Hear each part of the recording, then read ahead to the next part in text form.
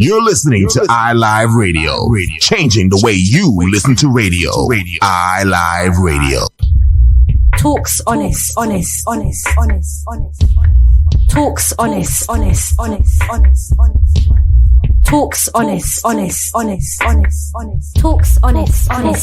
Talks honest.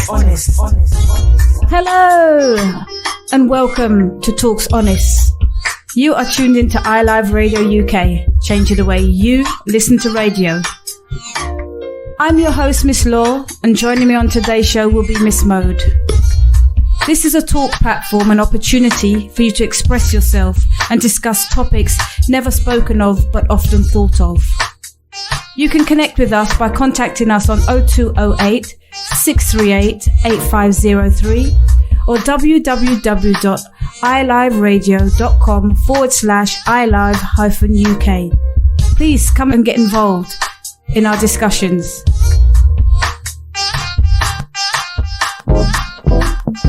What if we spoke honestly?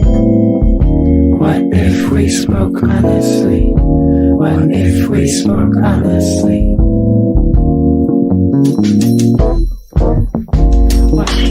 Hello, today's topic is emotional intelligence.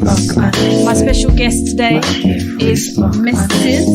Jacqueline A. Hinds, and she has a string of titles behind her.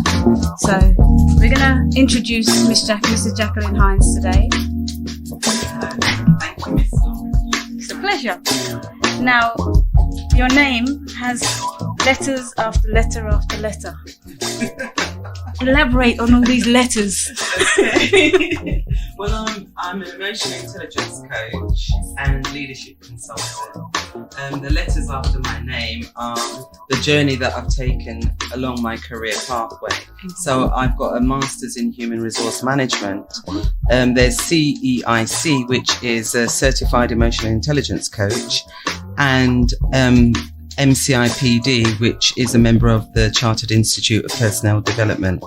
My background really is human resource development. That's my specialism.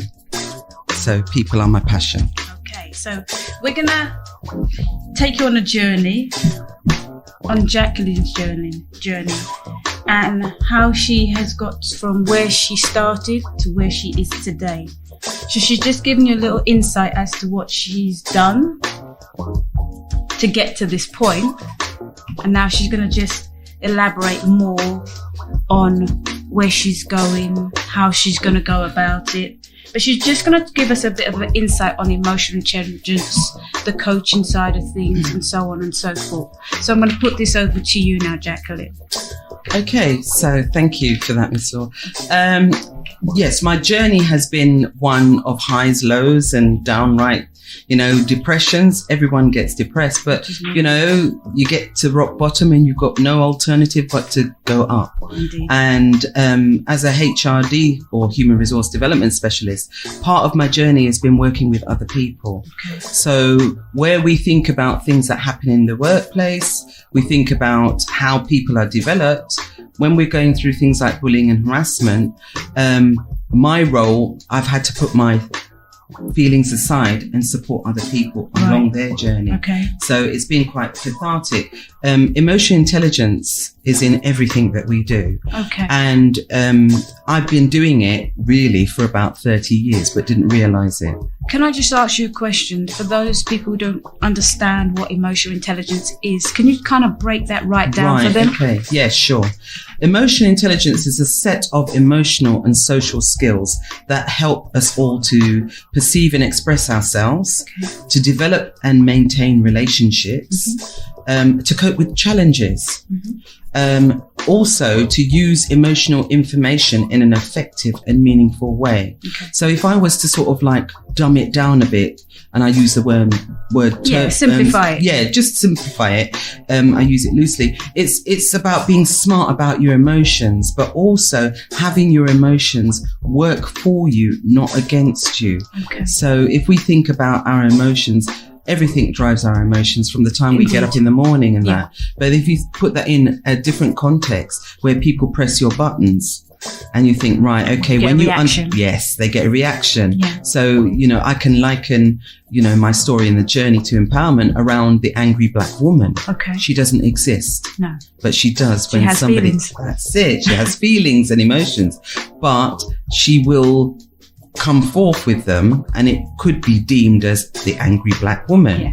But with emotional intelligence, it's understanding other people. You understand yourself first, Yes. and then you can understand other people and their motives, their emotions behind a situation. 100%. Yeah. So it is quite deep, and I actually partner it up with cultural intelligence. Okay. So I run workshops on emotional and cultural intelligence. Okay. And as part of it, I take individuals through an emotional intelligence skills assessment profile as part of the program. So, as you just said that you do some sessions, where do you actually hold these sessions?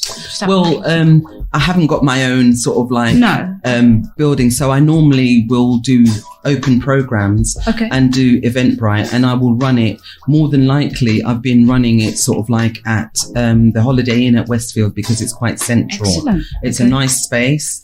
They provide a good service, and it's easy for people to get to. And in the event that anyone would be interested in going to one of these seminars or events, how do they actually obtain that information? Well, I'm due to sort of like post out on LinkedIn and on Eventbrite my dates for the next workshop in 2020. Okay. But also, if people are interested, they can find out about it on my website as well. And what's your website? My website is www.wilsonhindsconsulting.com. So it's WILSONHINDS consulting.com. Okay, great stuff. So if you can just continue with your discussion about the emotional intelligence. Obviously, it's broken down.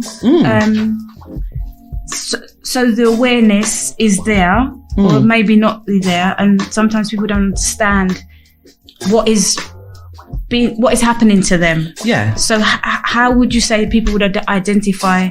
Because a lot of people, for example, working in an office, they're spoken to in a certain way, but they don't actually see that as anything but other than your manager just being a bit stern with you. Yeah. So can you just break that down a little so people can just get a grip or understanding of how the possibility of, because it falls under bullying and a number of different aspects. Yes, it is. And, one of the key things that actually goes with my book, Journey to Empowerment, Tackling the Bullies Within, is an emotional resilience in the workplace workshop. Okay. And there they get to actually understand emotional intelligence in its context, in its true context, but also they get to do the assessment for themselves. So they get to see themselves and where they fit on the EQ spectrum. So EQ is the measurement of their emotional intelligence, and they get to understand. So I break it down into a point where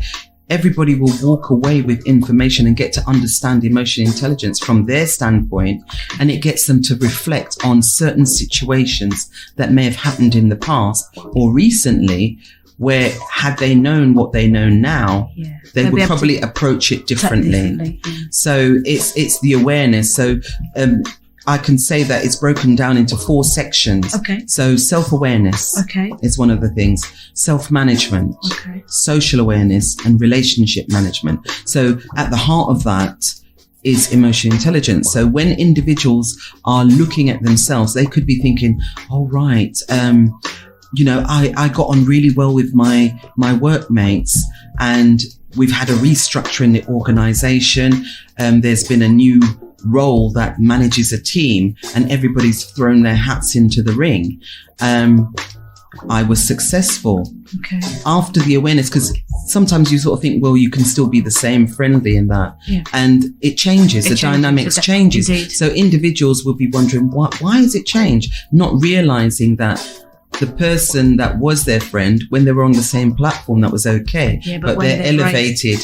There is an emotion, and it's jealousy. And, the way how they treat the individual will be like, well, you're not one of us now. So it will impact the person, but they may not realize it's because of that. Yeah. So when you tap into your emotional intelligence, you can actually understand and see things from another person's perspective and walk in their shoes. Right. And I always use the term of goldfish bowl. I'm always in goldfish bowl mode. Okay. And because I train and coach people, and I go into organizations where they say, oh, I need some training. This is what's happening.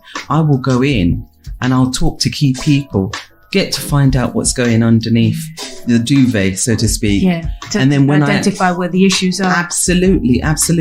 And then once I've actually formulated, I can do an outline of the right kind of training that will help individuals at different levels within their organization, whether they're most junior, middle management or senior, and then work with them using their own sort of tools and resources. So it could be that it's a system, it could be their language, it could be certain things that are happening where it's changing. Yeah. So I weave that into the training along with the emotional and cultural intelligence, so they get a holistic blend of training and development for themselves, so they walk away with a lot more than what they walk in the door definitely. So really you're educating people how to deal with circumstances, emotions, and just understanding themselves and how they deal with issues or things that come into their life, so to speak. Absolutely. And it's a predictor in life.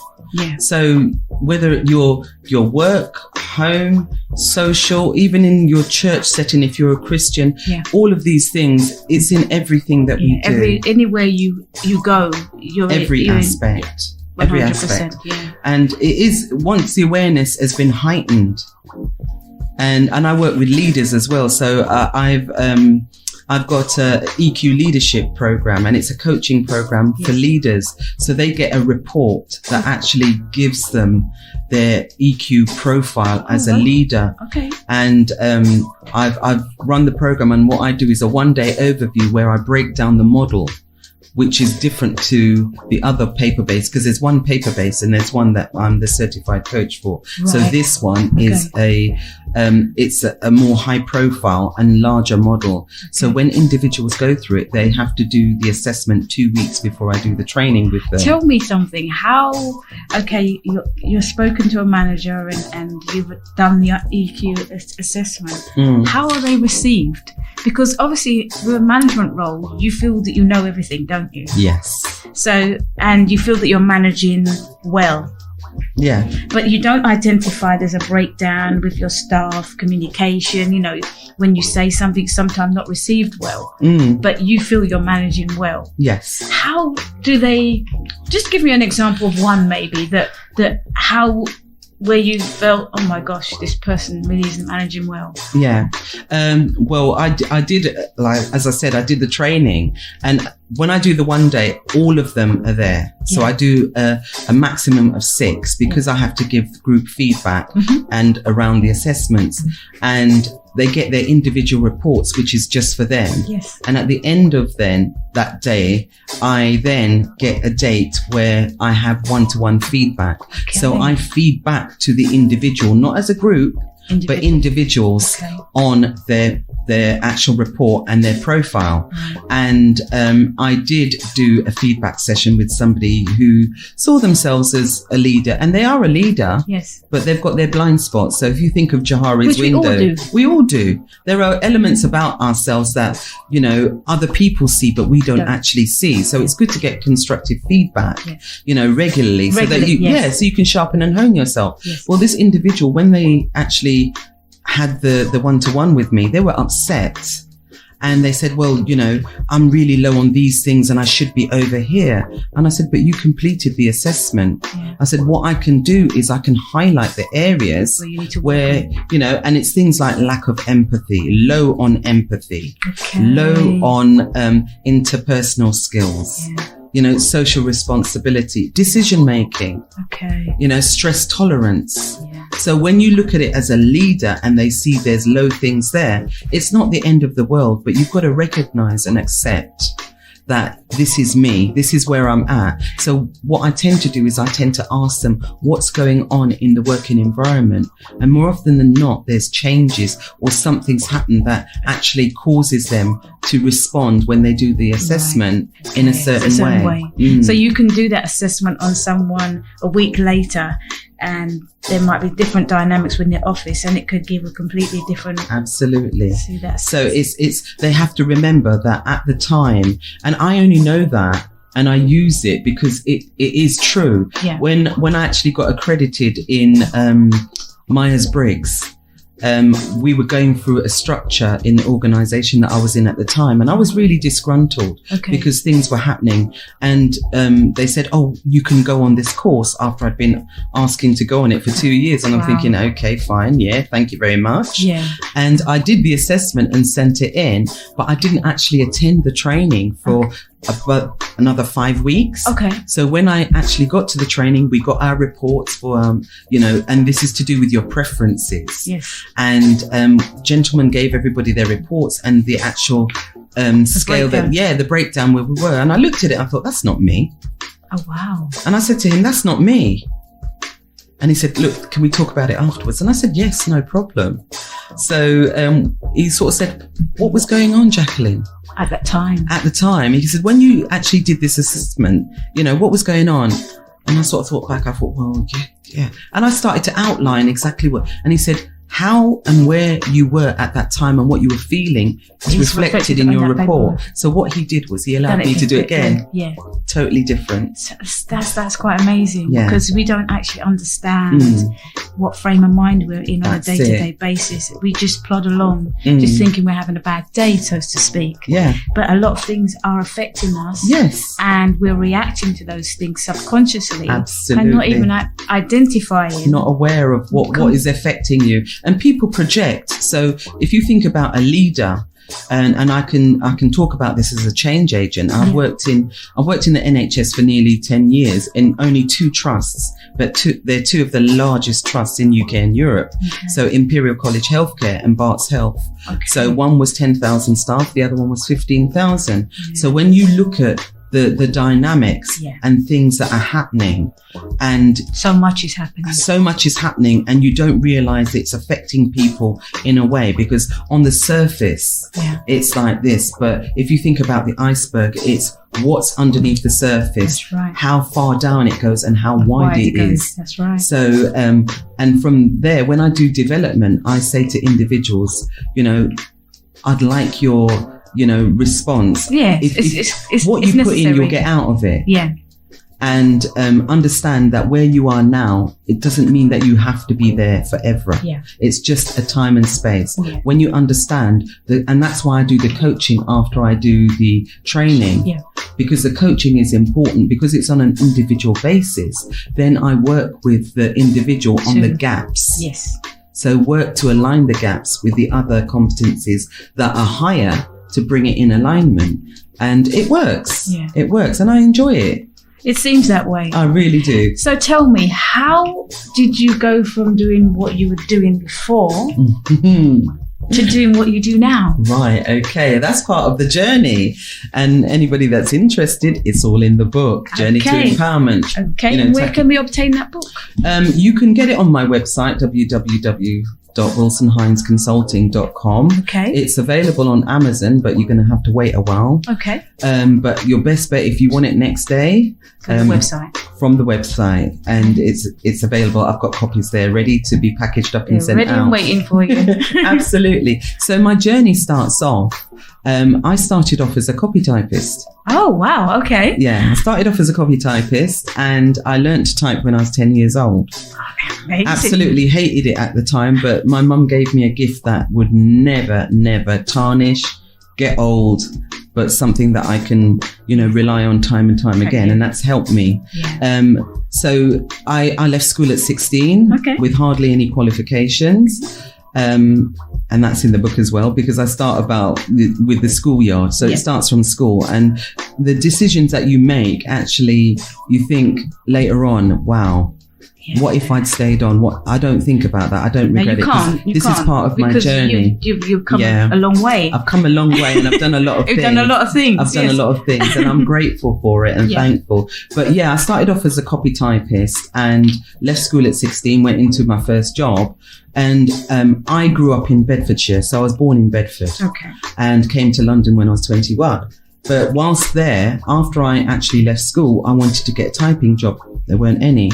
So I did a year in archaeology. I did archaeology for a year. Fantastic. Loved it. And I think that is a passion of mine. And in our family, we like to watch, Egyptian documentaries and things like that. And it's fascinating. Yeah. But I really wanted to get back into it. So I got a job in a bank and came to London because there were no jobs in my hometown. Okay.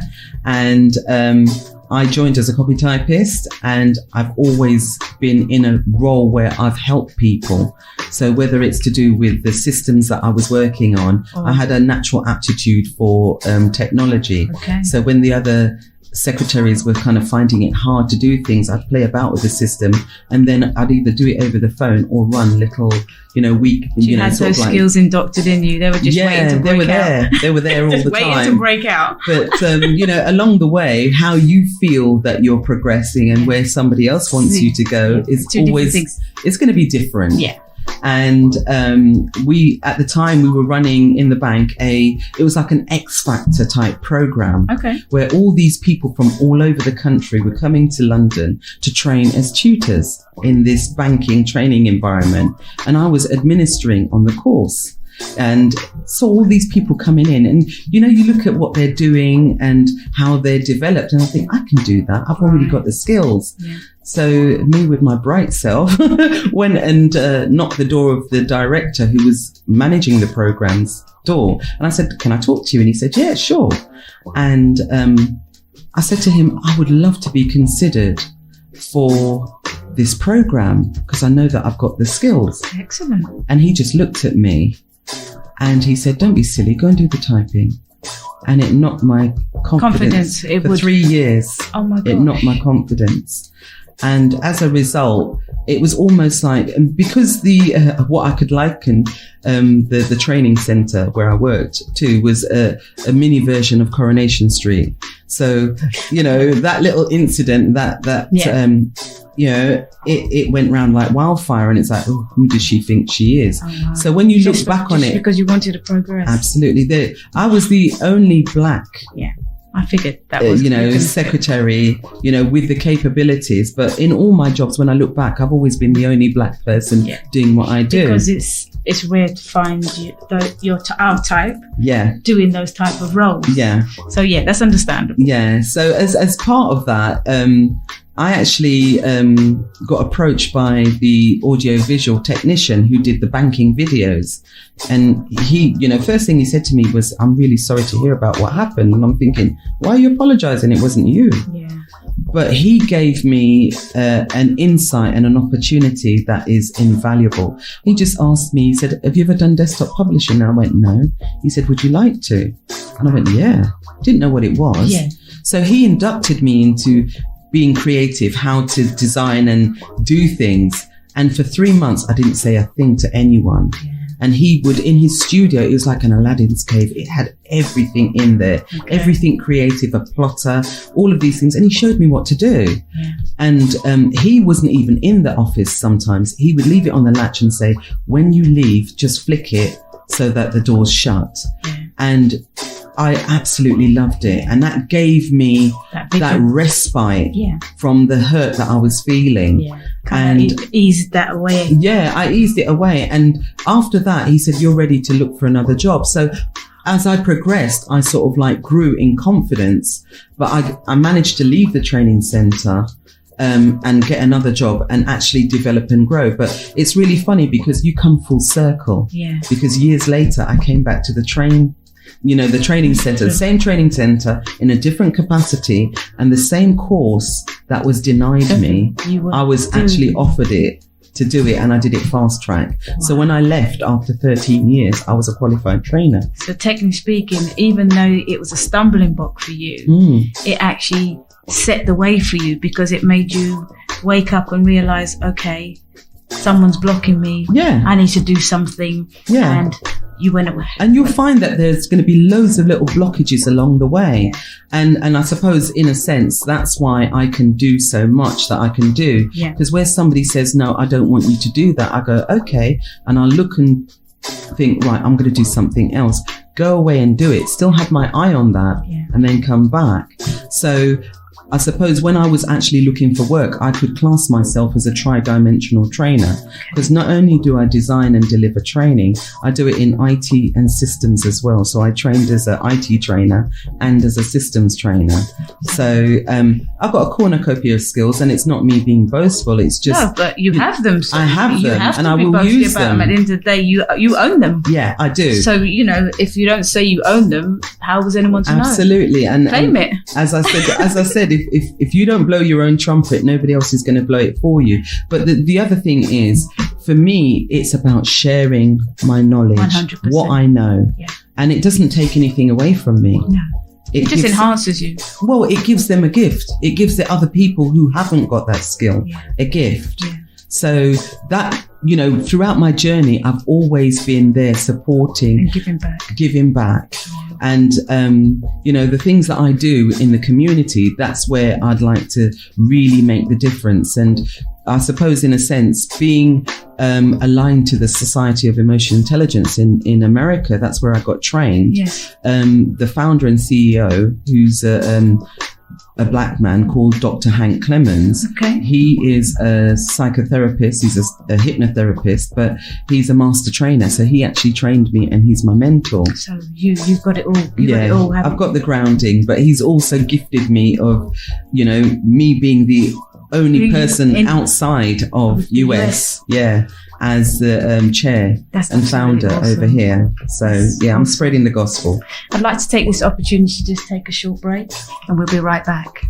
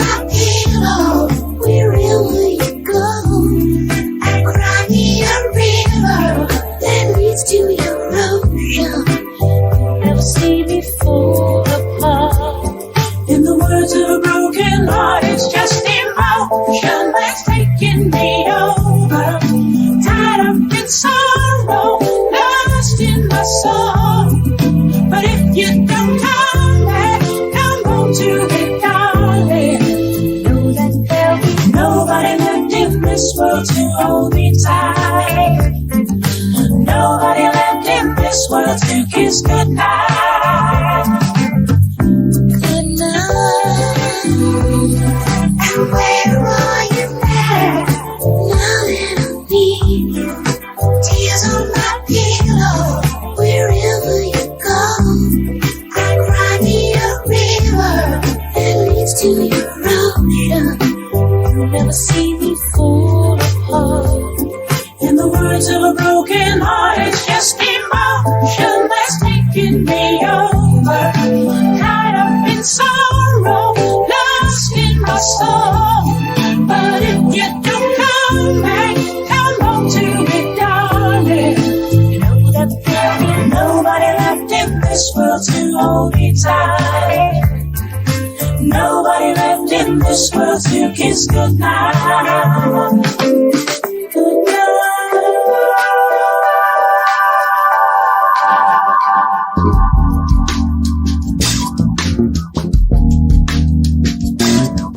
Hello, so today's topic is emotional intelligence. My guest today is Mrs. Jacqueline A. Hinds, with all the letters behind her name.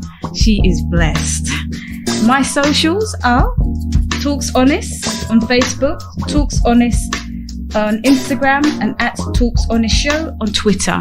And Jacqueline's socials are? It's www.wilsonhindsconsulting.com, and that's my website. And my Twitter account is at Releasing You. Okay, so we're discussing emotional intelligence. You've taken us on part of your journey. Would you like to continue as you were?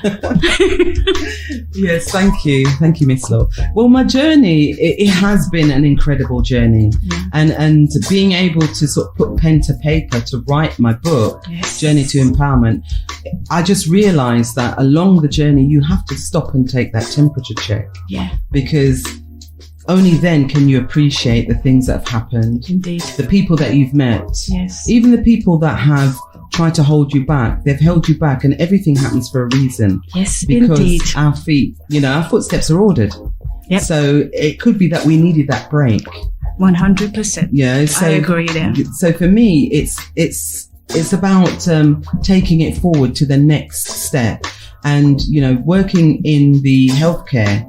It provided me with a platform where I got to understand healthcare from all aspects, but also change management, staff engagement, Yes. and all the other things that helped individuals, Right. but it helped to grow me as well. When things started to sort of like go pear-shaped, and I was a senior manager at that time, Yeah. being bullied yourself and still having to put that bullying aside to help other people, that was a big feat. Yeah. So Because when you're fractured and you can't think straight, how are you going to support other people? But I was actually in that situation where I would put my feelings aside to support other people. And this was because the organization was transitioning. People were being bullied left, right and center. But in the midst of that, I actually got headhunted.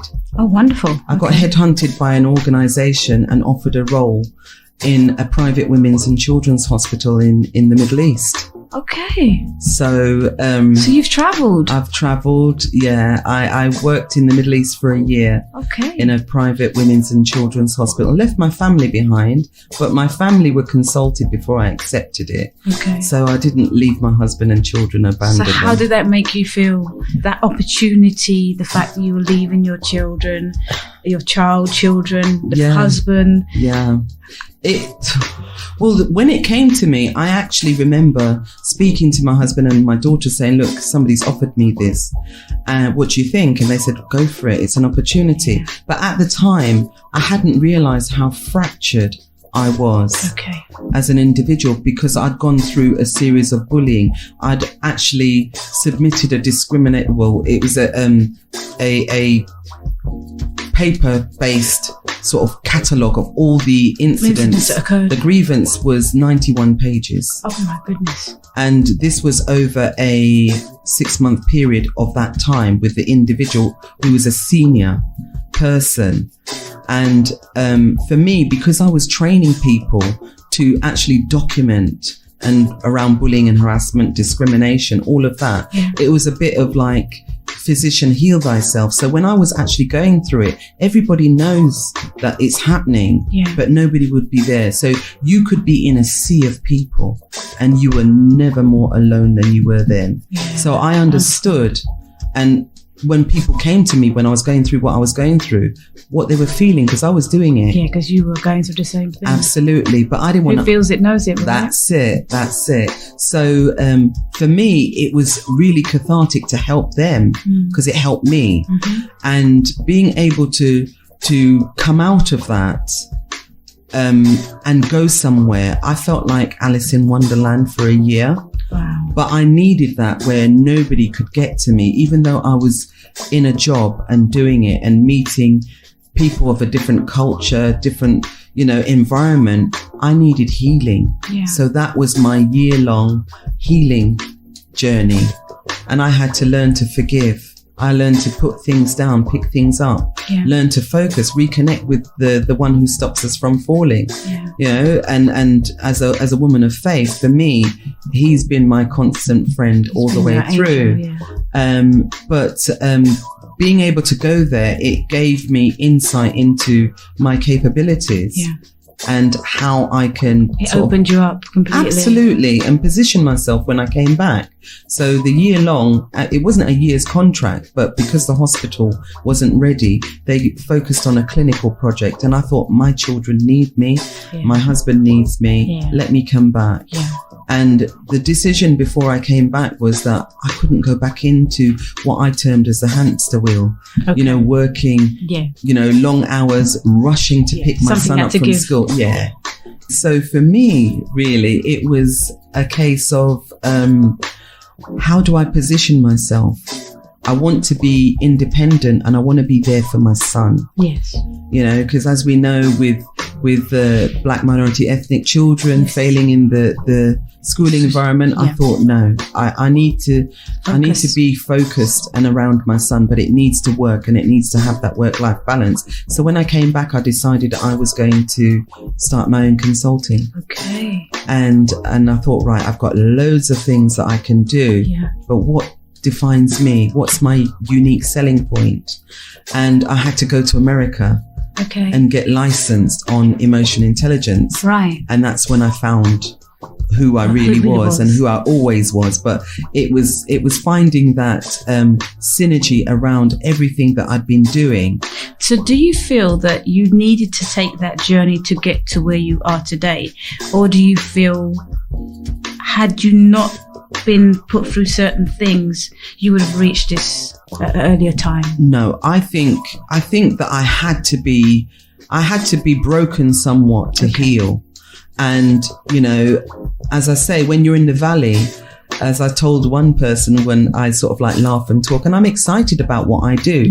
And, forgiveness is key. It doesn't come easy. And you forgive people not because they deserve it, but because you need to be uncoupled from that emotion in order to... You need to move on. Absolutely move on. And when I learned that, then I realized that while I'm in the valley, trials and tribulations, I have to learn to sing. And I sang. Okay, I'm not really Beyonce or anything like that, but I can sing. So I learned to take things as your release. Absolutely, and look at it as what's my lesson in this. Don't get angry. So I use my emotional intelligence quite widely. I use it positively. Absolutely, without even thinking. Not realizing. But just because you've gone through so much, you've learned how to deal with certain things that now you can actually put things into perspective better. Absolutely. So the journey's taken me quite a way. And, being independent has given me the opportunity to work with others in other industry areas. I've got the HR background, but I'm working within the cybersecurity arena. And I've had people say to me, are you a cybersecurity expert? No. What I do as an emotion intelligence coach and leadership consultant, I work with the experts. Right. So, yes, I'm an advisory board member of a company that does a cybersecurity boot camp, because within the cyber arena, there are not many women. Okay. So it's a program that it's for men and women. It's Right. called She CISO Exec. Okay. And it's encouraging more women to come into cybersecurity. Right. So we did a boot camp last year. So you said just now, being the only woman, or the women are minority. Being a woman of colour, is that a bigger minority? I would say yes, because the opportunities that our white counterparts get, we are never considered for it. More often than not, we're seen as the fall guy or girl that they come to delve into the knowledge pot. Yeah. But they are the face, Yeah. and they get the money and they get the recognition. Yeah. So yes, and it's been a bitter pill to swallow. Yes. But we rise, as Maya Angelou says. Yeah. And I think, would that be the main reason why you have gone independent now? Yes and no. I think for me, the independence aspect, as I said, I've got quite a lot of skills, and in all the jobs that I've done, Yeah. it's a case of we want this, but could you put that in a suitcase and put it on the wardrobe? Yeah. Because we don't need it. But I like to keep my skills sharpened and You honed. have to. Absolutely. And whilst working in the financial services arena, I found that being an internal consultant gave me those skills. They sharpened it, because I would actually go to each of the partners in their respective fields and say, what's keeping you awake at night? And they'd say, well, we need X, Y, Z. So I was able to do bespoke stuff Okay. with them, using their tools, their clients, all of that. And it's the same product, but it's being able to target it and tailor it for that environment. So why would I go back into a box, so to speak? I wasn't born in a box. And, more often than not, when empowerment comes into play, when people realize that they have gifts and they could leave anytime they want to develop and grow, not wait for a manager to say, right, now it's your turn. Ready, yeah. Absolutely. When they realize that, and it's only when they start to feel empowered, because somebody actually explains to them, look, It's about understanding, isn't it? this is what I see in you. Because they don't get that from a manager, because the manager's role isn't to enhance them, is it? No. It's just to utilize them to do what they need them to do. Absolutely. And I must correct you on that, though, because as a manager, none of my staff, I kept them. No. And I'm sure my bosses hated me for this, but I'm a real people developer. So I would encourage them, support them to develop their wings and fly. Even myself, when I was a manager, I did the same. And then, if I'm able to do this role, you're able to do this role. Absolutely. Because if I leave tomorrow, I expect one of you to take my job, not someone from the outside who knows nothing about our dynamics, nothing about how we've done things. So it's important for me to pass that on to whoever's below me, and not even below me, whoever's working with me. That's it. So they know what's what. And it is all about growing your own. Of course, So 100%. Being external, I can grow a lot more people than being internal. And for me, that is like, it's you're just a bird with wings now. You can just do as you. It's an opportunity to not only induct and spread the EI gospel, but it's also to get people to be more aware of what they can do, what they can't do, and owning their own authority and moving forward. Because it's not until they realize what they're capable of will they do. So it's quite a good gift. And it's even more empowering when somebody realizes their potential after you've done some form of training. I did a lot of career coaching as well, where individuals would say, oh, well, I've only done this. And I said, right, okay. And I would use a little exercise, give them a blank piece of paper and say, this blank piece of paper is here. This pen is magic. Whatever you write on Work your magic. is yours. That's you. So then you start unpicking, what have you done? Little projects. And they start saying, well, I did this, but I said, put it down. So everything that you've done, whether you've helped the mail system to be more effective, it's an achievement. So once they see that and they own it on paper, they start to feel empowered and then move forwards. 100%. Do you feel that a lot of the people that you speak to hold back on what they're able to do? Yeah, they do. Because sometimes they don't realise what they're capable of. Because we all have that little inner demon, that imposter syndrome. No, I can't do it. I can't do it. You know, or they speak to people, they have an idea, and other people knock their confidence without even realising that's what they're doing. They say, well, I fancy being a rocket scientist. And they say, oh, I can't really see you doing that. So that's one. It's out of the window. Yeah. Or you've got individuals that are doing their job, doing it really well, but they're in the bubble that they're in and they're comfortable there, but they've got potential to actually step outside to do bigger and greater things, but they don't realize it. Yeah. So I think my philosophy, and I always say this, is that I can't take your journey for you, but I can keep you company along the way. Yes. And that's what I do with my training, my coaching, and how I develop people. I will keep them company because the journey is theirs, but I can sort of be with them. You'll be by their side. Absolutely. So have you got any seminars, talks coming up in the very near future? Ooh, 2020 is looming fast, and there's quite a few things that are actually going to be happening. And through the Society of Emotional Intelligence, we're going to be hosting a symposium. And it will be the first one in the UK. Okay. And what I will be doing is doing a call out for speakers, because I want to do a symposium for the 2020, because we're moving into a different time now. Yeah. So the speakers, because I do emotional intelligence, I don't necessarily want them to talk about emotional intelligence. Yeah. I want somebody from the healthcare. I've been doing conferences, and I'll be speaking at a conference next year in London on dementia. So I work with the carers. I've had a joint paper published in a dementia care journal with one of my colleagues, and I've had 2 articles published in a journal. So for me, it's speaking about emotional intelligence around care management, dementia care management, and carers in the community, especially the community. So I'll be doing a symposium where I'm going to invite speakers in from the healthcare arena, from the cyber arena, from other corporate and social. You're really connecting those dots, aren't you? Absolutely, because it's in everything. And if we can actually start weaving emotional and cultural intelligence into every industry, there'll be a lot more emotionally intelligent leaders, emotionally intelligent workforces, but also progressive organizations. 100%. You're doing great things. Thank you. You obviously enjoy what you do. Oh, absolutely love it. I'm here, sat in front of you, and I can just see it just pouring out of you, and it's just like you're smiling. You're just happy doing what you do. I am very happy, and you know, it's hard work. Yeah.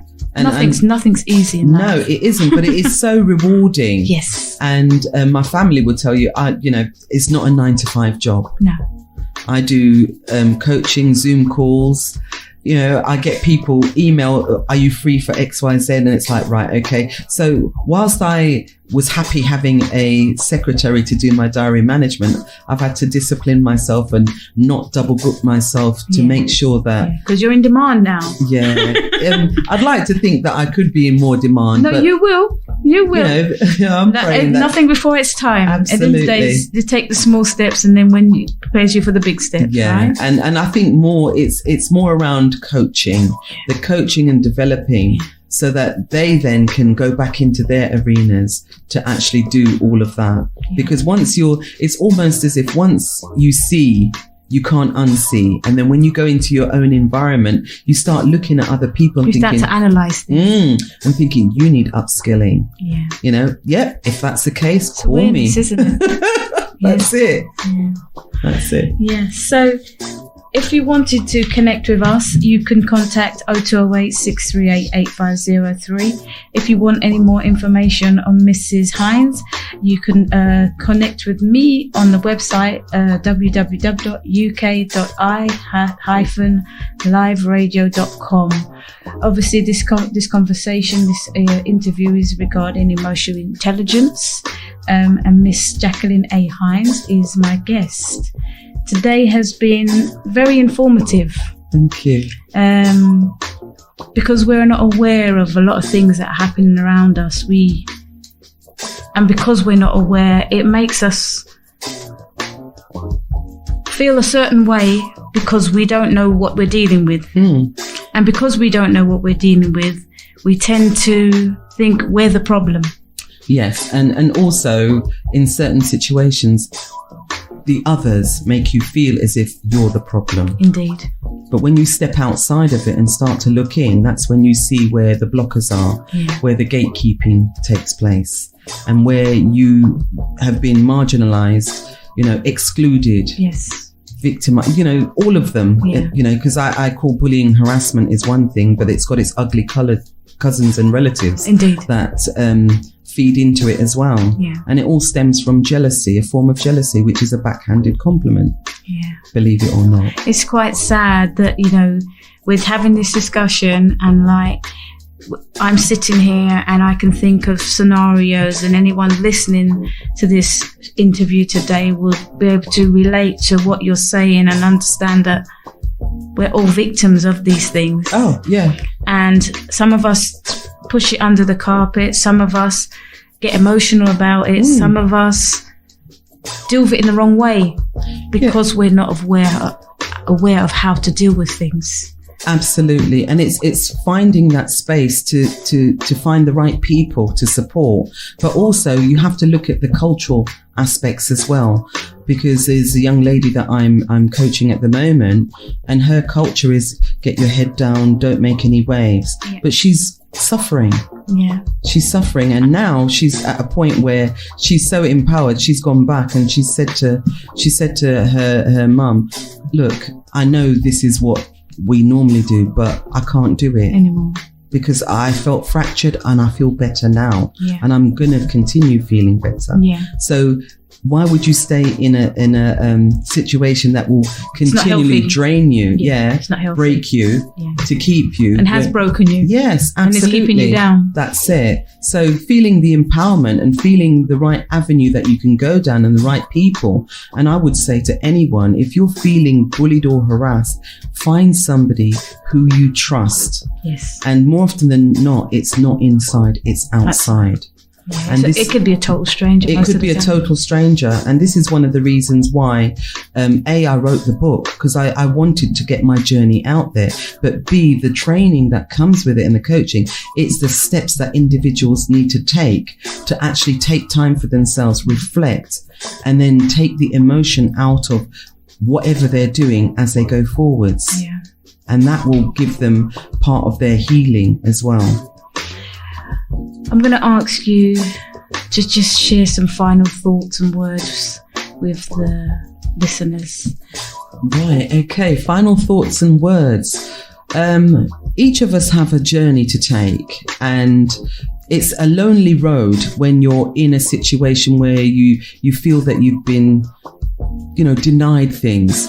Find a platform, find a network, find connections where you feel elevated, empowered, and be able to do what you want to do. Don't let anybody take away your goals, your aspirations, because you are more and can do more than you actually think you can. Mm-hmm. You just need the right people around you and the right development and support. So I would say find them. Excellent. So that's Mrs. Hinds' final thoughts and words. So if that enhances you and that makes you feel like you would like to reach out to Miss Hinds, once again, her website is www.wilsonhindsconsulting.com. If you wish to connect with iLive or through Talks Honest, it's www.uk.liveradio.com. If you wish to connect with myself, Mandy, Miss Law, on my Facebook, it's Talks Honest. On Twitter, it's at Talks Honest Show, and Instagram, Talks Honest. Is there anywhere else that we connect with you? Your LinkedIn. I'm on LinkedIn as well, so it's Jacqueline A Hinds. You can connect with me on there, on my website, on Twitter at Releasing You. I've also got an Instagram account, which is at SOEIUK. Excellent. And your book, once again, can be obtained where? Right. My book can be obtained from Amazon, but you'll have a long wait for it. But you can get it directly from my website, www.wilsonhindsconsulting.com, and it's called Journey to Empowerment, Tackling the Bullies Within. Excellent. I'd like to take this opportunity to thank Mrs. Hinds for joining me on today's interview. It has been awesome. Once again, the subject was emotional intelligence, and it's been a pleasure. Thank you very much, Miss Law. It's been wonderful. Thank you.